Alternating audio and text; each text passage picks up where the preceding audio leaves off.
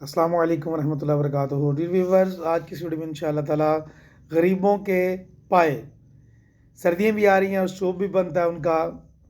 आपके जहन में आ रहा हुआ क्या है कि मुर्गी के पंजे खाना कैसा है। मुर्गी के पंजे यानी टांगे खाना जायज़ है, इनमें गरीबों का पाए कहना, क्योंकि गरीबों का इस महंगाई के दौर में गाय भैंस से बकरी के पाए खाना मुश्किल हो गया है, जबकि मुर्गी के पंजे सस्ते होते हैं और ये कराची और दीगर कई शहरों में बिकते भी। इन्हें फेंक देने की बजाय इन पर कुछ देर के लिए आटा या नमक लगा कर रखें, फिर गर्म पानी से अच्छी तरह धो लें।